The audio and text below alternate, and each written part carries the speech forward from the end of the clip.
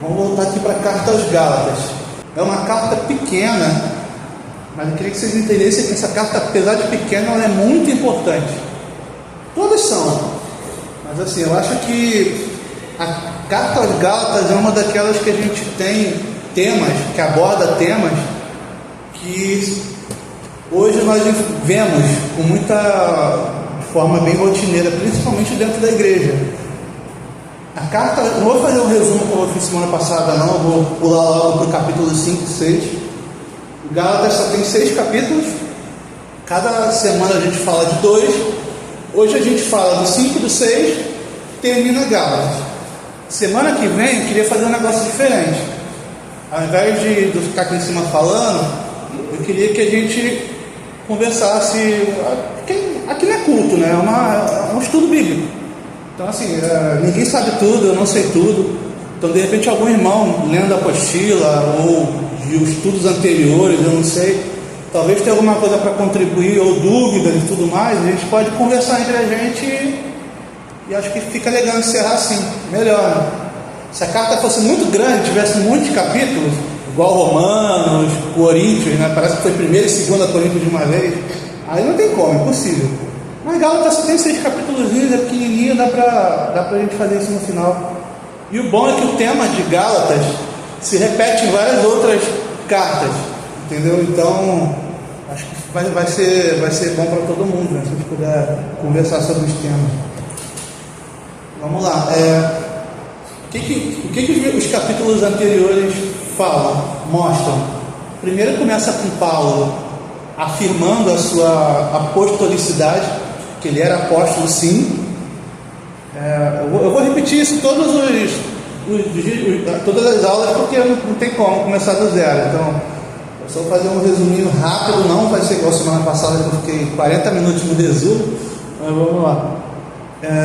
A carta aos Gálatas começa com Paulo afirmando a sua apostolicidade, porque qual era a acusação que eles tinham contra Paulo? Os judeus, aqueles que tinham se convertido ao cristianismo, vindo do judaísmo, acusavam Paulo de não ser apóstolo, porque ele não era um dos 12. Paulo ele foi levantado por Jesus depois dos 12. Então, na verdade, quando a gente começa a analisar o texto, era só uma artimanha para tentar distorcer a palavra de Deus mesmo. Porque mesmo Paulo não sendo um dos 12, os 12 acatavam e pregavam junto com Paulo, fundavam igrejas junto com Paulo, ouviam a repreensão de Paulo, como a gente vai ver no capítulo 2 de Gálatas, como a gente viu. O capítulo 2 de Gálatas mostra Paulo repreendendo a Pedro, que era o líder dos apóstolos, e Pedro acatou a repreensão de Paulo.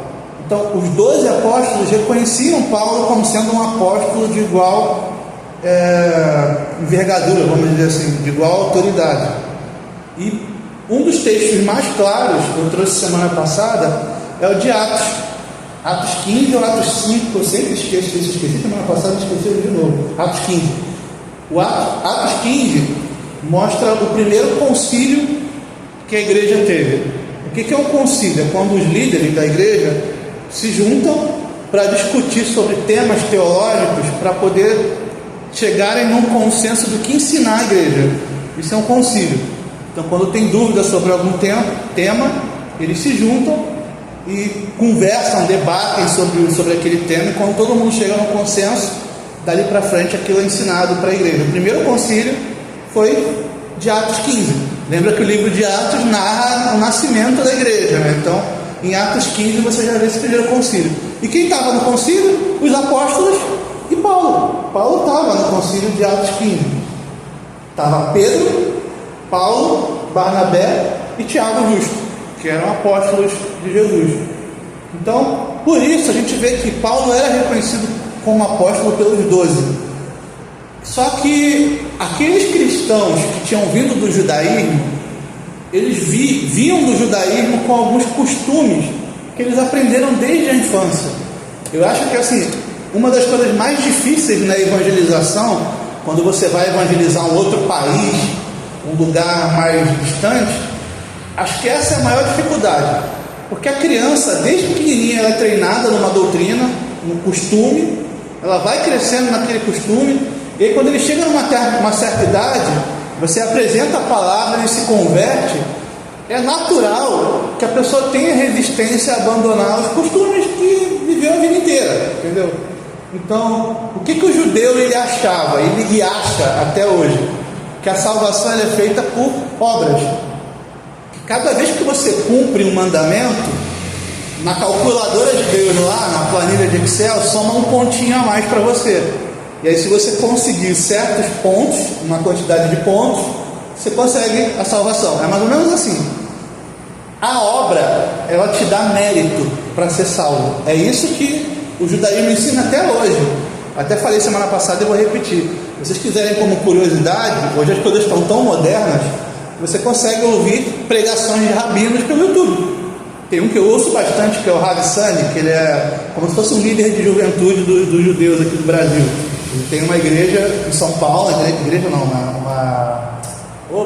é que chama? Uma sinagoga em São Paulo, que é praticamente só de jovens, é enorme. Ele vai num monte de programa de televisão, já foi no programa do Silvio Santos, tudo mais, é bem conhecido. Ele prega para jovens, então ele tem um linguajar mais simples. E eu ouço ele falando, e até hoje o judaísmo não mudou.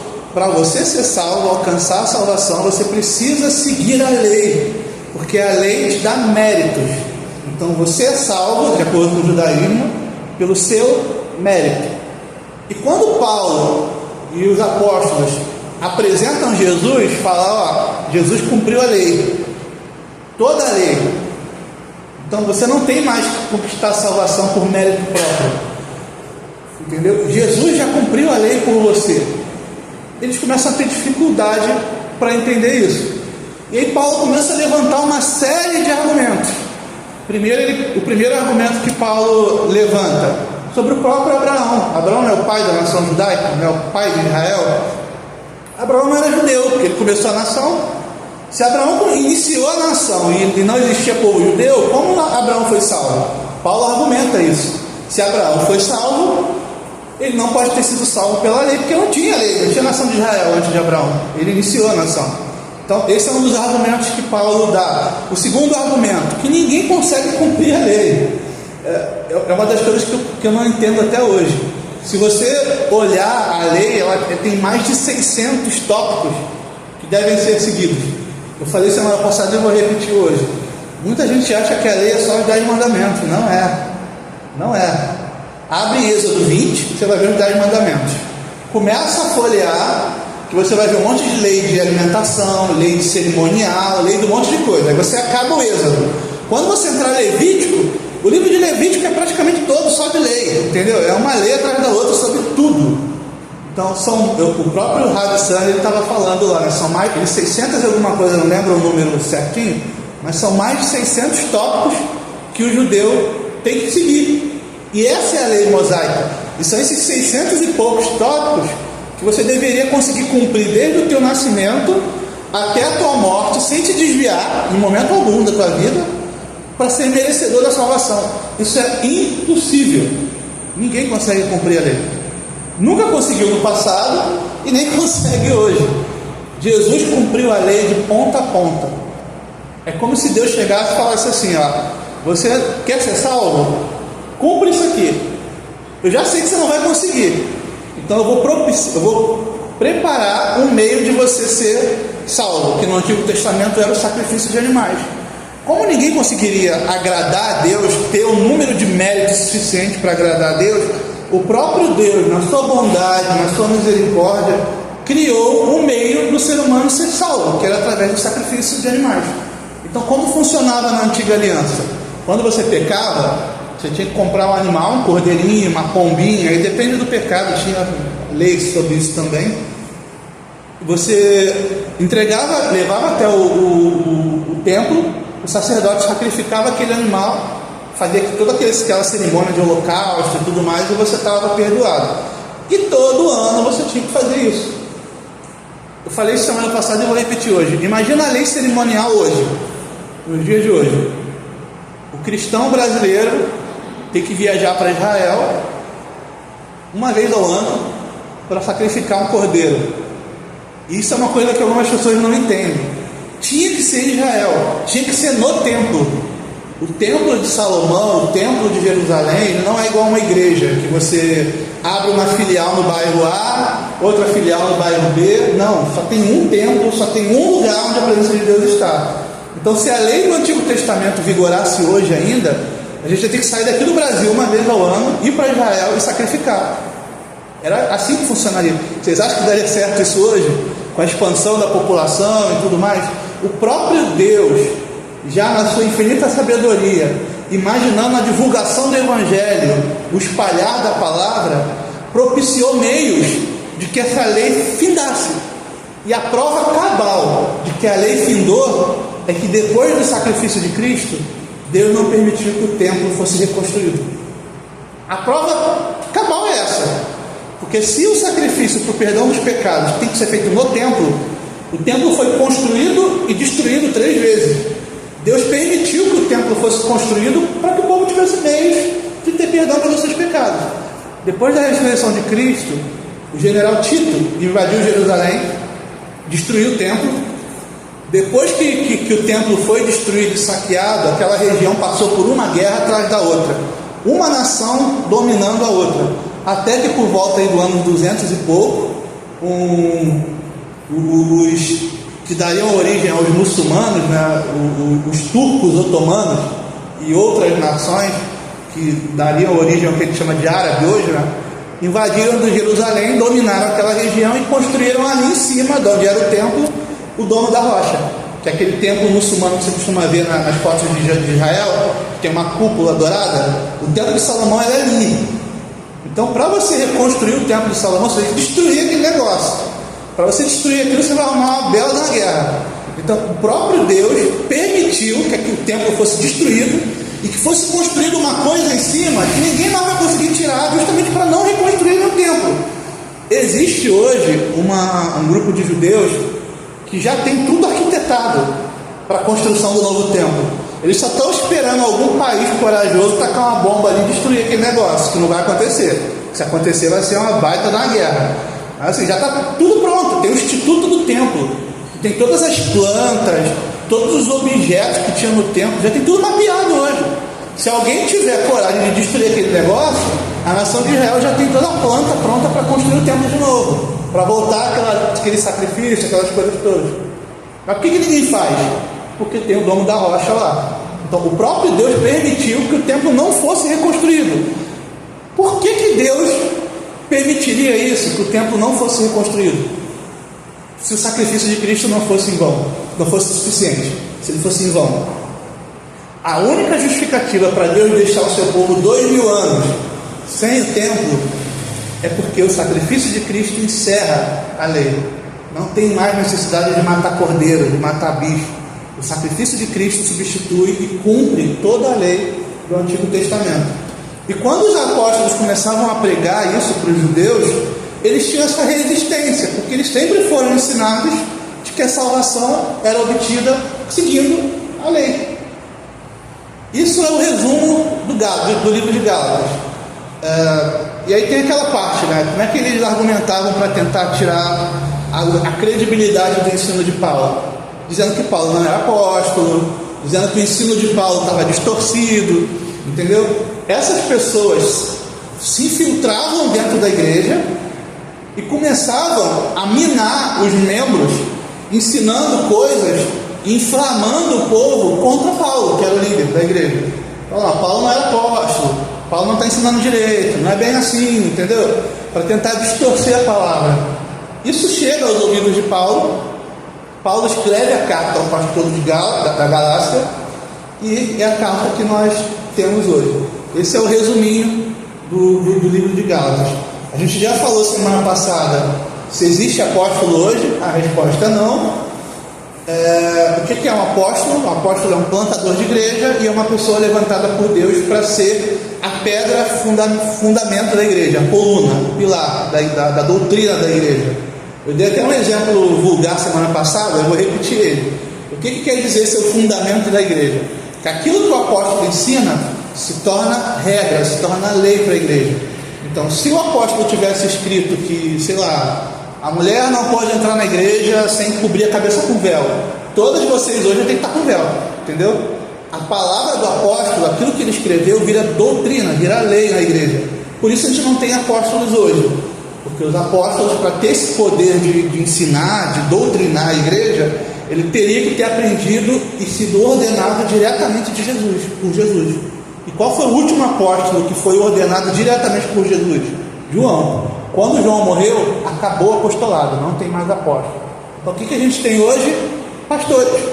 E qual é a função do pastor?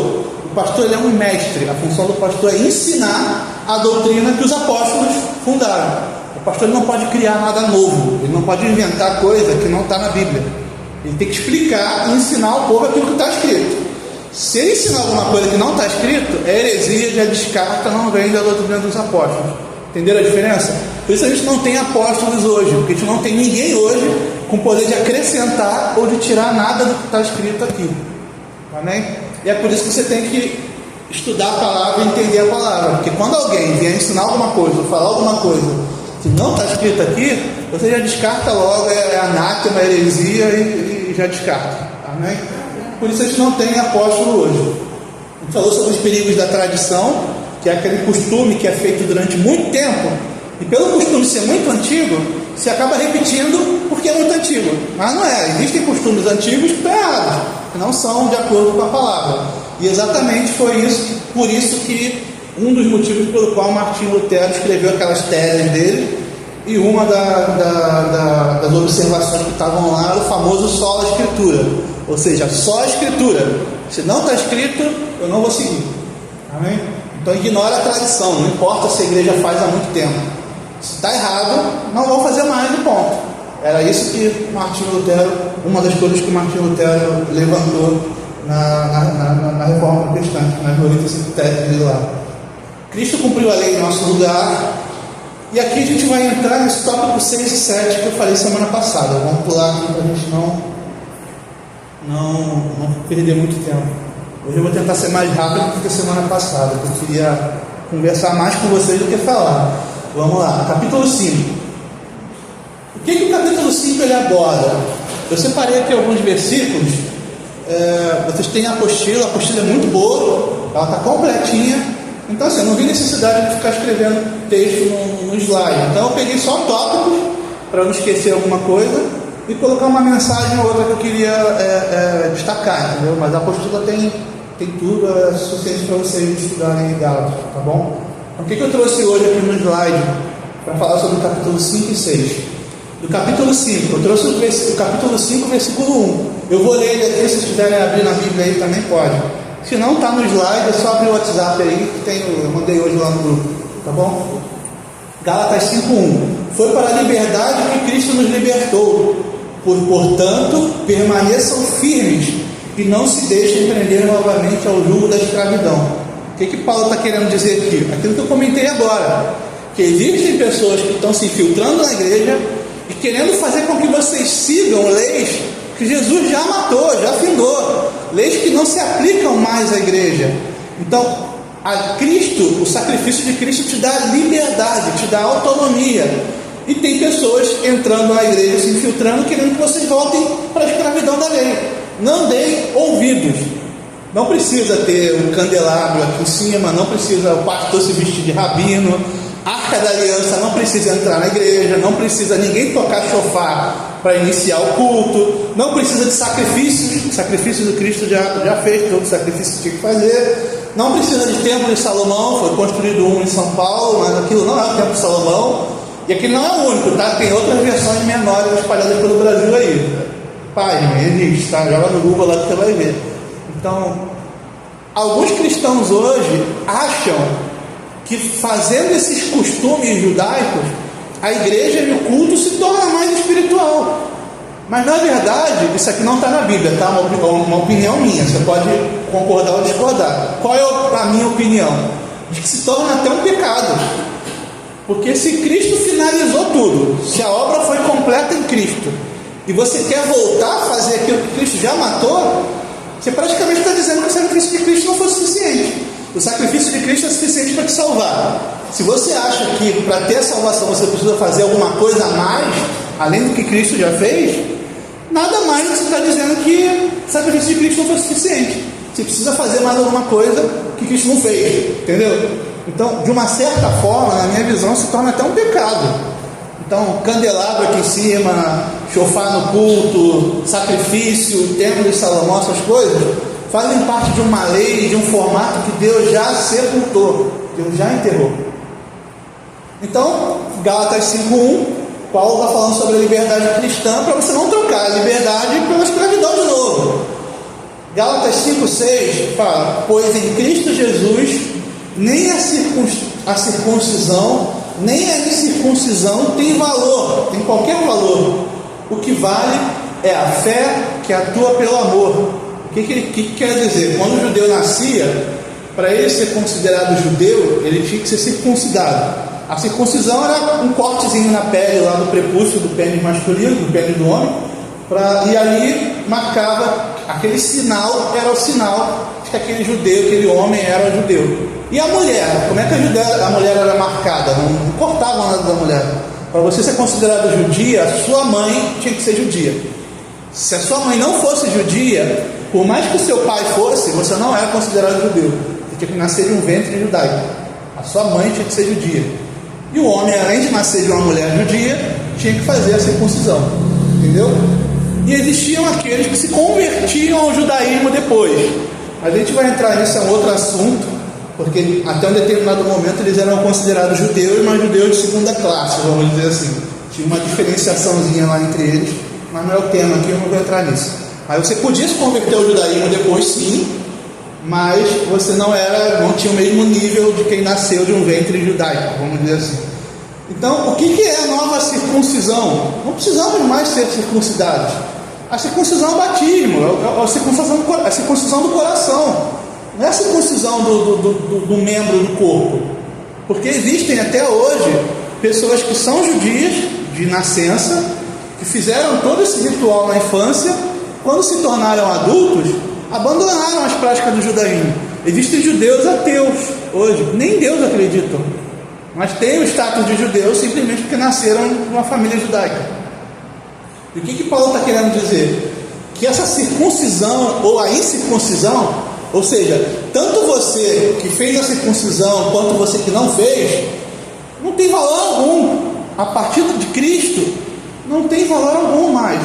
A circuncisão é o seu coração.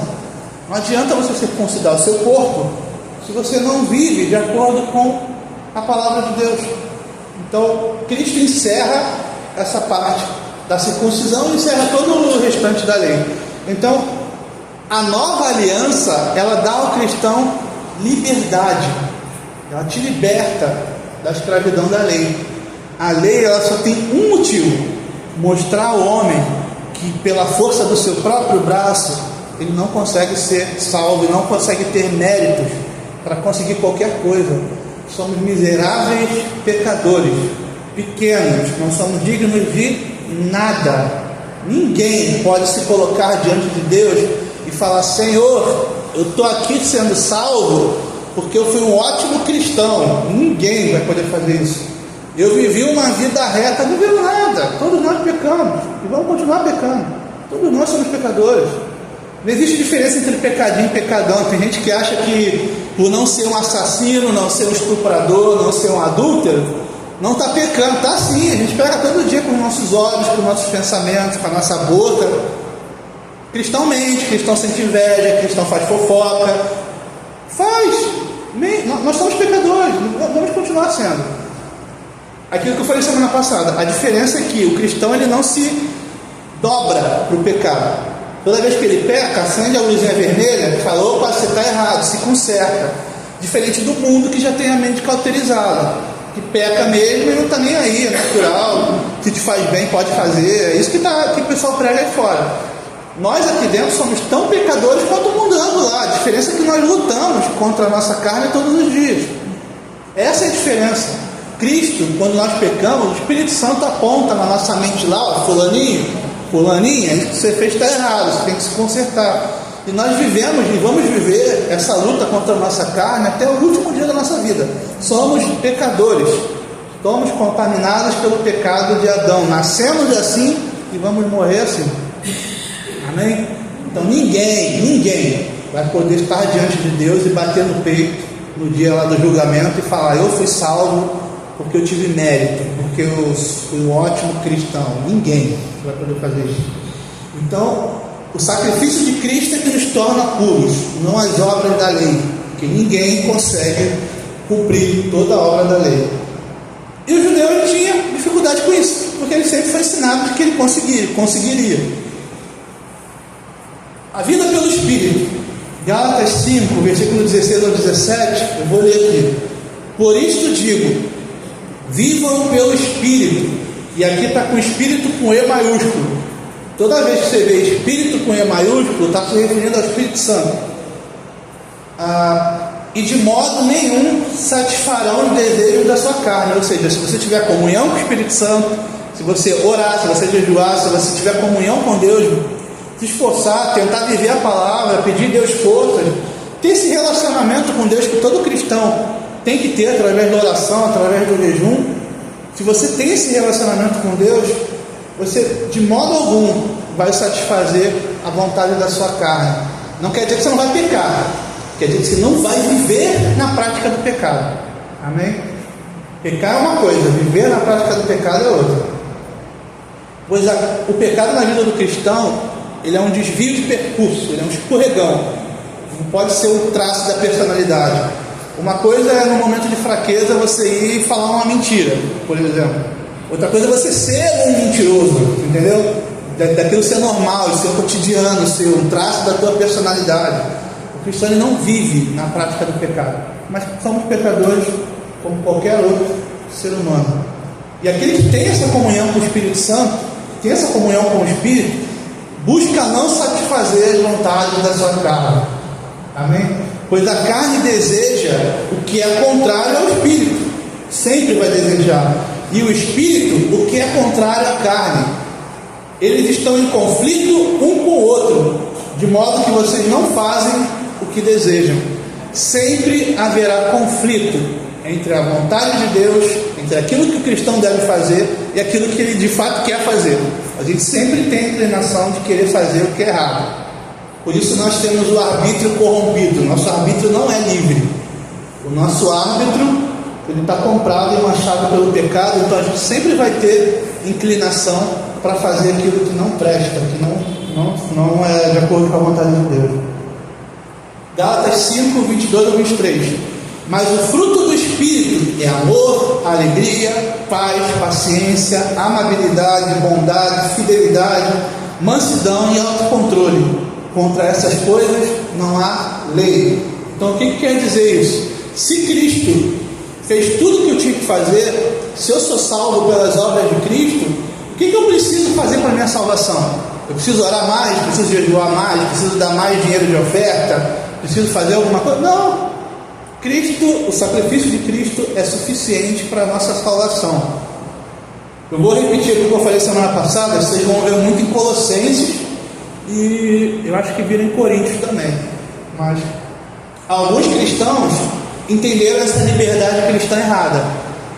O que eles entenderam? Se Cristo já fez tudo por mim, então eu posso viver do jeito que eu quiser, que eu já estou salvo. Não é bem assim. Aquele que é salvo, ele mostra os frutos da sua salvação. E quais são os frutos de que eu sou salvo? Qual é a indicação que eu tenho de que alguém é salvo ou não? Como é que eu posso saber se eu sou salvo ou se eu não sou salvo? Se eu manifesto os frutos da salvação na minha vida. E quais são os frutos da salvação? Alegria, amor, paz, paciência, amabilidade, bondade, fidelidade, mansidão, autocontrole. Existem outros, tá? Existem outras passagens que falam de outros frutos. Então, se o seu fruto é adultério, é mentira, é fofoca, você não tem indício nenhum, você não tem fruto nenhum de que você foi salvo, entendeu? Então, não quer dizer que você vá fazer essas coisas para ser salvo, mas porque você já foi salvo, porque você já é salvo, você manifesta os frutos da salvação no seu dia a dia. Então, não é uma barganha. Não é assim, Senhor, eu não vou mentir para conquistar a minha salvação. Não, porque eu já sou salvo, eu não minto, entendeu? Ou busco não mentir, entendeu? É mais ou menos essa a ideia. Não é não fazer uma coisa para conquistar outra, mas porque você já conquistou, você mostra os frutos na sua vida de que você já conquistou, que é não fazendo essas coisas, se torna natural, entendeu? Então esses são os frutos do Espírito. Existem outros mais para frente, vocês vão ver em outras cartas, outros frutos do Espírito que o cristão deve mostrar na sua vida diária, que é o que mostra que ele é salvo ou não. Se você não manifesta esses frutos na sua vida, não tem indicação nenhuma de ser salvo. Amém? Gálatas capítulo 5, versículo 13 ao 14. Responsabilidade mútua. Vocês, irmãos, foram chamados para a liberdade, mas não usem a liberdade para dar ocasião à carne. É exatamente isso que eu falei. Ao contrário, sirvam uns aos outros mediante o amor, pois toda a lei se cumpre em um único mandamento: ame o seu próximo como a ti mesmo. Exatamente isso que eu falei agora. Se você é salvo, não use a liberdade cristã como pretexto para fazer o que você quiser. Não é porque Cristo te chamou para a liberdade, Cristo cumpriu a lei, você não precisa fazer nada para ser salvo, que isso te dá carta branca para pecar à vontade e fazer aquilo que você quiser. Não é bem assim. Você é salvo, os frutos da salvação são manifestos em você. Você não dá vazão à carne. O que é dar vazão à carne? É não pecar? Não, é não alimentar a carne, é não nutrir o pecado. Amém? Ao contrário, sirvam uns aos outros. Isso aqui é uma carta. A carta aos Gálatas foi escrita por Paulo para uma igreja, e ele está falando para a igreja: sirvam uns aos outros. Como servir uns aos outros? Dando apoio quando o irmão estiver passando por alguma dificuldade, ajudando uns aos outros, ensinando, exortando, chamando o irmãozinho no canto, falando: irmãozinho, te amo em Cristo e tudo mais, mas o irmãozinho fez uma coisa aí que não gostei, não foi bom. A Bíblia manda fazer isso, corrigir uns aos outros. Se eu falar alguma coisa que vá contra vocês têm o dever de levantar a mão e falar: irmão, não é bem assim não, e a gente conversa aqui e tenta resolver, entendeu? É bíblico isso. Confronte, não engula tudo que você escuta, entendeu? Você vê o irmãozinho no erro, você é obrigado pela palavra a chamar o irmãozinho e conversar e exortar, entendeu? Uns aos outros, vocês a mim, eu a vocês, e por aí vai. A Bíblia manda fazer isso. Isso é o amor com o irmão. Porque se você deixa de orientar o irmão, de exortar o irmão, ou de ajudar o irmão, ele pode cair ou se desviar, e Deus vai cobrar isso da gente. Amém? Então, toda a lei se resume nessa frase: ame o seu próximo como a ti mesmo. Ame o seu irmão, ame as pessoas que estão ao seu redor e trate-as como você gostaria de ser tratado. Isso resume toda a lei. Você não quer que falem da sua vida, não fale da dos outros.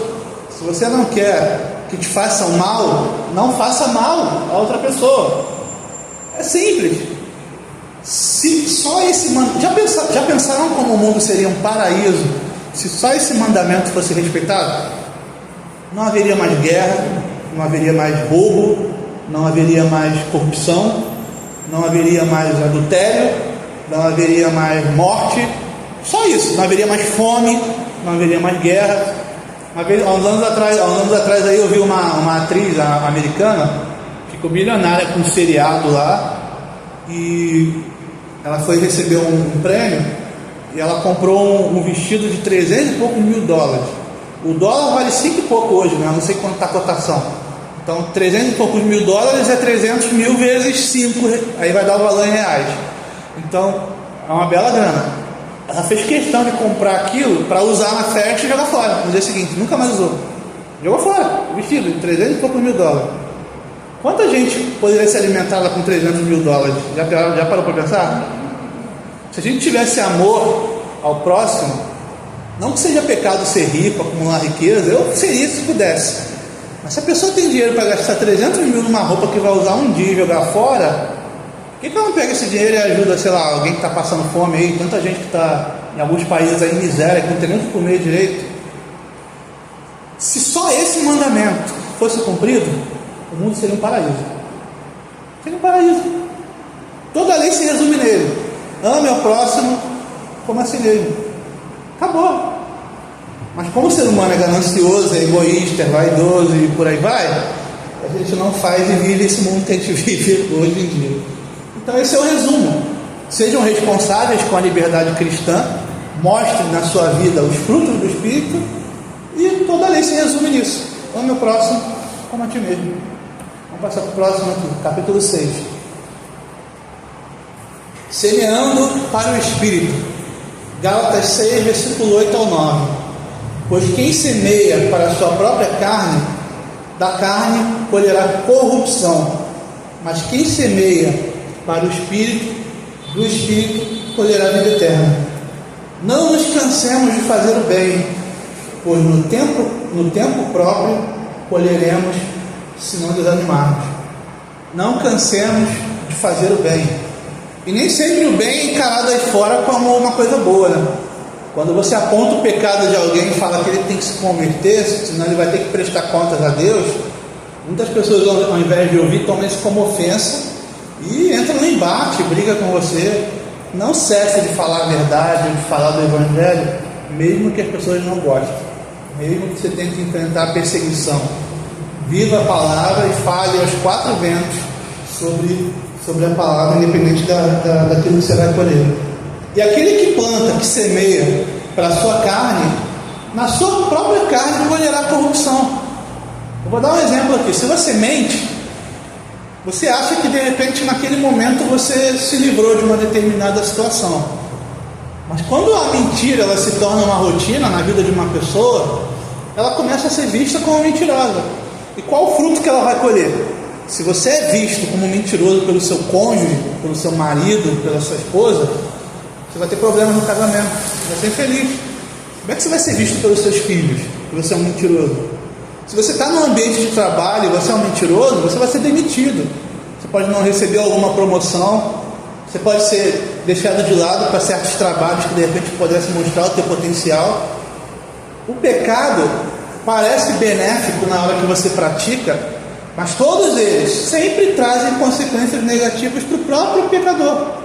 Então, se você peca, naquele momento você pode achar que está valendo a pena, mas o pecado ele vai trazer uma consequência para você em algum momento. Então, o pecado é aquele veneno que você toma achando que está tomando remédio. Ele vai te fazer mal em algum momento, ele vai se voltar contra você em algum momento. Então, aquele que semeia para a sua própria carne, ele vai colher na sua própria carne a corrupção daquilo que ele está cometendo. O pecado, ele é uma afronta a Deus. Só que ele não é só uma afronta a Deus, é uma afronta a nós mesmos. Porque o pecado, ele nos prejudica. Pode parar para pensar. Quem consegue falar de um pecado aí? Pensa num pecado aí. Quem pode citar mais um aí? Eu falei de mentira, mas qualquer um. Pensa aí num pecado que não vai voltar para a própria pessoa de forma ruim. Todos eles voltam. Então a pessoa ela se condena e ela planta coisas que ela mesma vai colher de forma negativa depois. Aparentemente ele parece belo, parece prazeroso, parece satisfatório, mas ele só traz destruição e vai trazer destruição para a própria pessoa que plantou. Então, em primeiro lugar, o pecado é uma ofensa a Deus, ele nos afasta de Deus e ele atinge o próprio pecador. Instruções finais e bênçãos. Gálatas 6, 10. Portanto, sempre que tivermos oportunidade, façamos o bem a todos, sem distinção, especialmente aos da família da fé. Então, sempre que a gente tiver oportunidade, a gente deve fazer o bem para as pessoas aí de fora. Mas Paulo dá uma ênfase aqui, principalmente aos da família da fé, aos nossos irmãos que congregam junto conosco. Então, nunca cesse de fazer o bem, nunca cesse de dar um apoio ao irmão, nunca cesse de chamar o irmão, dar uma palavra quando você perceber que ele está mal. Nunca cesse de consertar um irmão em amor, chamar no cantinho, na xixa, igual o pai quando dá aquela lapada no filho, quando o filho faz alguma coisa errada, chama no cantinho e dá a chicotada em amor do irmão, mas com a intenção de corrigir, sem intenção de ofender, de arrumar problema, mas de consertar uma coisa que você está vendo que está errada. Porque todos nós em algum momento podemos falar alguma coisa, fazer alguma coisa que está no erro. Então chama o irmão em amor no cantinho. Não é para fazer espetáculo público, não é para chamar, igual eu já vi em alguns lugares isso acontecer. Chama o irmão no canto, fala, irmão, ó, não gostei do que você falou, não gostei do que você fez, e vamos conversar aqui. Entendeu? Gálatas 6, 15 a 16. Pois nem a circuncisão, nem a incircuncisão tem valor. O que vale é a nova criação, paz e misericórdia a todos os que seguem esta regra, e também ao Israel de Deus. Quem é o Israel de Deus? É a igreja. Tanto a igreja do Antigo Testamento, quanto a igreja do Novo Testamento. Amém? Aí a gente encerra a carta aos Gálatas. Hoje foi mais rápido, né? Só 40 minutinhos aqui falando, está marcado aqui no cronômetro. Então a gente vai terminar mais cedo que semana passada, apesar de já ser 8h18. E eu queria abrir. Algum irmão quer falar alguma coisa, quer tirar alguma dúvida, quer perguntar alguma coisa? Alguém quer falar alguma coisa? Eu estou gravando aqui, tá? Depois não sei quando eu te mando, depois aí você manda para o pastor lá. A irmã falou que consegue, né? Quer usar? Me dá uma... Alguém quer falar alguma coisa? Quer perguntar alguma coisa? Então, você tinha dito aí que é colocado só quem tem colocado na palavra, né? Eu só estou usando o microfone porque sai melhor com a áudio. Sobre o apóstolo, você falou que está escrito, né? Porque assim, se deixou o Espírito Santo, que pode falar, que pode. Você crê que o Espírito Santo usa? Então, assim, ele pode ordenar se ele quiser. Só que é como você falou, ele está escrito, né? Porque assim, Deus ele não se contradiz. A gente vê hoje muita gente trazendo para si esse título de apóstolo. Eu falei até semana passada. Tem apóstolo A, apóstolo B, até falei do Reverendo Augusto Nicodemo, no livro dele, ainda não chegou, ele me lá na Amazon, lá não quer tirar, mas tem um livro que o Augusto Nicodemo escreveu chamado Apóstolo. Além de ele explicar sobre o apóstolo, ele fez umas pesquisas no Brasil. Ele achou 10 mil, está arredondando, né? Tem um número parecido lá, não está arredondando para a carreira do livro. 10 mil apóstolos no Brasil hoje. 10 mil, não são pessoas de 12, tem 10 mil. Por que as pessoas elas trazem para si esse tipo de apóstolo? Porque elas querem criar doutrina, querem ensinar coisa que a Bíblia não diz. Nós somos uma igreja pentecostal. A gente acredita que o Espírito Santo fala, o Espírito Santo revela, o Espírito Santo dá uma direção. Nós cremos nisso. Só que o Espírito Santo não se contradiz. Se está escrito na Bíblia uma coisa, o irmão teve uma revelação de um negócio que é totalmente diferente do que está lá, não é o Espírito Santo. Entendeu? A revelação, a orientação, ela tem que bater com aquilo que está escrito. Ninguém pode trazer nada novo. Entendeu? Ninguém pode trazer nada novo. Jesus disse: o homem, ao diácono, ao homem, né, vamos dizer assim, cabe ser marido de uma só mulher. Antes disso, não podia ter mais de uma. Aí o irmãozinho hoje já tive a revelação do Espírito Santo, que eu posso casar com duas. Pô, não é o Espírito Santo. A Bíblia está dizendo o contrário. Entendeu? Então, o Espírito Santo revela, o Espírito Santo fala assim, nós somos uma igreja pentecostal, temos no irmão do Espírito Santo, mas a revelação do Espírito Santo não pode contradizer a palavra. Por isso que a gente tem que estudar. A gente não tem que ficar só sentado ouvindo. A Solange tem até um termo que ela usa, que existe a revelação e o revelamento. A revelação é que geralmente o Espírito Santo veio ali para falar, e se a gente está em estudo, a gente vai na Bíblia confirmar. Não vai ficar só ouvindo, seguir a orientação que sai da boca de quem fez a revelação. E tem aquelas que tem irmã que a gente conhece que vai para a igreja só por causa de revelação. Vai da igreja ali do bairro pequenininho, porque tem uma irmã que não cai de joelho, revela todo mundo, a vida inteira da família, né? Então acho que é muito importante a gente ter um momento assim como esse, aqui agora, de sentar e poder estudar a palavra, né, e compartilhar esse conhecimento, porque a nossa vida ela é regida por Deus, o Espírito Santo ele fala para a gente, só que a gente tem que também procurar o entendimento. Vou compartilhar um negócio com vocês que eu vi há muitos anos atrás. Eu nem sei se está ativo hoje ainda. Antes da pandemia, hoje eu trabalho no home office, né? A empresa não quis voltar, então eu ainda estava de casa. Mas antes eu ia para o escritório direto. O escritório é lá perto da Uruguaiana, daqueles prédios lá. Aí um belo dia, na hora do almoço, eu desci, e lá na Uruguaiana tinha uma parede assim. Já viu essas propagandas de não sei o que, joga-se búzios, pai não sei das quantas que traz a mulher em tanto dia, eu juro por Deus, eu tirei uma foto foto, eu vou caçar a foto, eu tenho ela guardada até hoje, mas não vou foto lá, vou tentar achar, ela é antiga. E estava assim, irmã não sei das quantas, revela, não sei, não lembro exatamente o que está escrito, mas era mais ou menos assim, revela por Espírito Santo, não sei o que lá, e o telefone. Parecendo que tá louco, entendeu? Eu vi isso e tirei foto, então ninguém me contou não, estava lá e escrito na parede. Isso é Espírito Santo? Não é. A gente hoje tem uma mistura muito grande existe até algumas coisas que parecem até prática espírita, feita dentro da igreja, em alguns lugares que são mais reteté. Eu sinceramente não tenho essa definição. Que tem um apostolado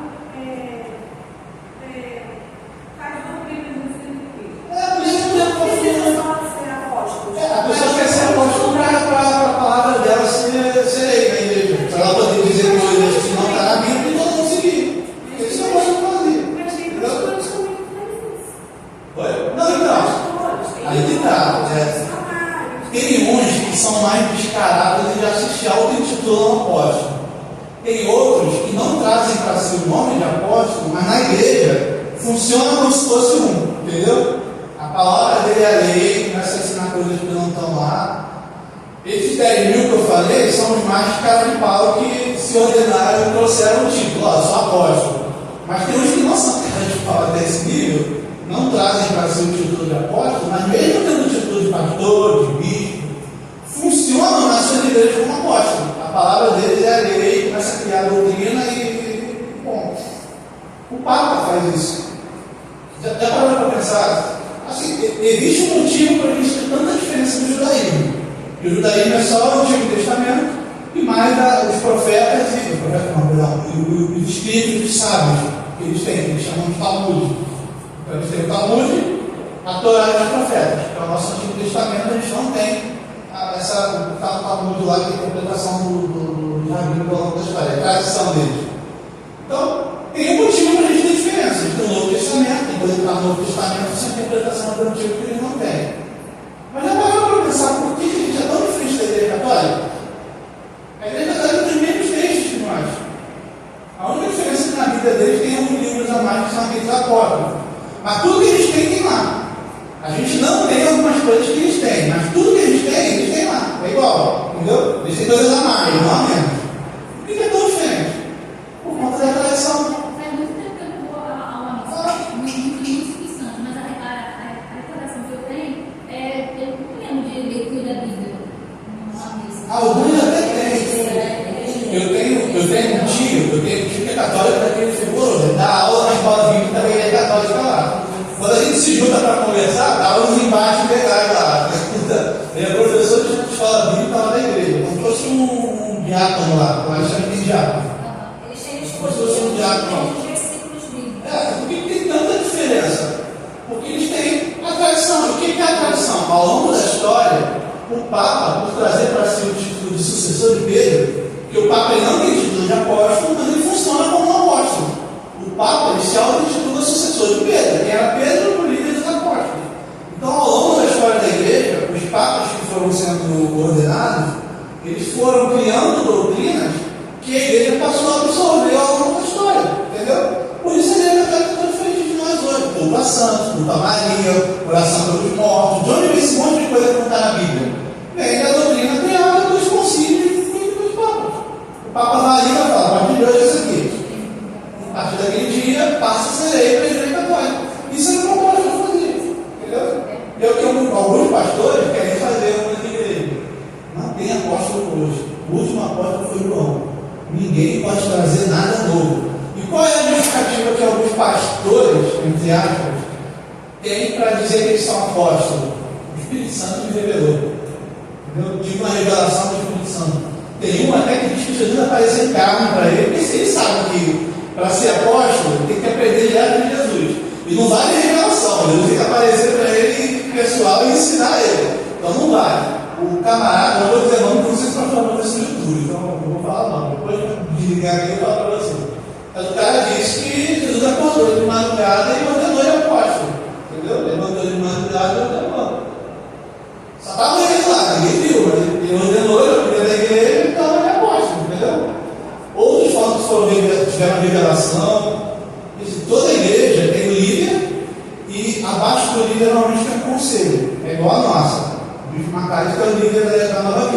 Ele não toma decisão sozinho. Abaixo dele tem um conselho de bispo, no qual o bispo faz parte. E para o bispo marcar isso fazer uma coisa na igreja, ele se consulta com o conselho. Se o conselho quiser fazer, o conselho bater o martelo que não vai fazer, ele não faz. Então assim, a palavra dele não é soberana, entendeu?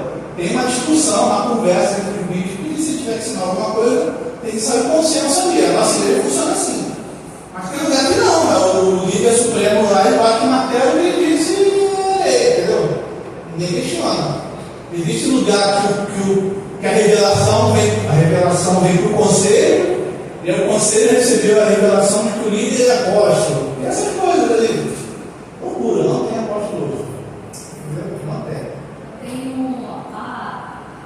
Alguns anos atrás, me emprestaram um livro para ler. Não sei se você ouviu falar. A Divina Revelação do Inferno. Já ouviu? Não. Eu já ouvi aquele do Dante, né? Dante Alighieri, mas é uma poesia, não é? Você não como uma autora, né? Aí a pessoa me prestou um livro, eu comecei a ler, e no livro a autora falava sobre uma experiência que ela teve com Jesus. Ela falava que Jesus a visitava à noite, aí tirava a alma dela, o espírito do corpo, e passeava com ela pelo inferno, e falava sobre a hierarquia dos demônios, e, tipo assim, porque quando eu comecei a ler o livro, mesmo que seja ruim, eu não concordo, eu vou até o final.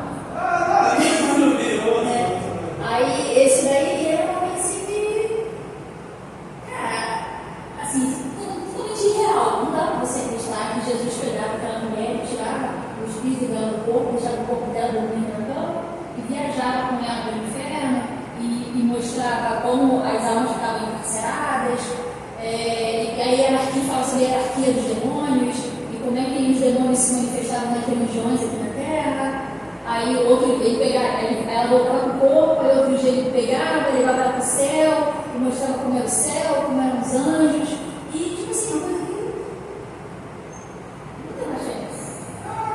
Aí você pergunta, e o que esse conhecimento aí, o que saber quem é o demônio mais forte, quem é o mais fraco, vai contribuir para a minha salvação? Não faz sentido. Sabe o que as pessoas pensam de revelação? Isso é pecado, sabia? É orgulho, para mostrar que tem um nível espiritual maior do que os outros, que Deus fala diretamente com ela. Tem muita gente na igreja que faz isso, entendeu? Toda igreja tem um. Eu já passei por algumas igrejas ao longo da vida, eu fui de outras denominações, sempre tem um que acha que... Oi? Você não acredita que Deus usa a pessoa e fala através do sono? Acredito. A gente é pentecostal, tem acreditado. Só que se for Deus, ele não vai contradizer o que está na Bíblia. Entendeu? Esse é o É a ponto. verdade, eu digo assim. Se você vai e revela para a pessoa o que Deus falou, que teve ali um sonho, e a pessoa fala que é verdade, que aconteceu, é verdade. Mas desde que não contradiz o que está na Bíblia, Deus usa, ele mostra mesmo. Ele mostra caminhos. Eu creio nisso. Às vezes a gente está tão perdido que a gente coração de cama. A gente clama por Jesus mostrar até para ele falar com a gente. Porque eu também creio nisso. Se eu quiser falar com Deus, se eu precisar que ele fale comigo, eu não tenho que ficar pedindo em um culto, porque tem uma irmã que é famosa por isso. Eu oro e peço para que ele fale comigo. Como ele me falou. Ele já me mostrou caminhos que eu segui e que me mudaram a minha vida. Mas de dentro da palavra. Eu oro a Deus para algumas pessoas. Olha só, deixa eu falar só um pouquinho. Eu oro a Deus para que me ajude a ajudar a minha família. E Deus fala comigo através do sonho e eu chego. Hoje mesmo, aconteceu um ano, eu falei com a minha irmã, cheguei para ela, falei, e ela falou, isso mesmo, aconteceu tudo isso. A pessoa é assim, tudo que tu está falando. Eu falei, glória a Deus, eu te pensei, então, vigia. Não está me agradecer, não. É para agradecer o nome do Senhor. Ele está cuidando de cada um de nós. os dons, Da sua igreja, eu creio. os dons é Deus que dá para o crescimento, para a obra dele. Por que Deus fala para alguém? Ele fala para alguém porque ele tem um plano para aquela pessoa. É isso. Todos nós que estamos na presença de Deus. Só que a gente também não pode confundir e achar que é dono do dom. Porque eu já vi, Deus ele usa o dom e ele dá o dom de acordo com a vontade dele. Você não é dono do dom. Porque imagina, existe o dom de curar.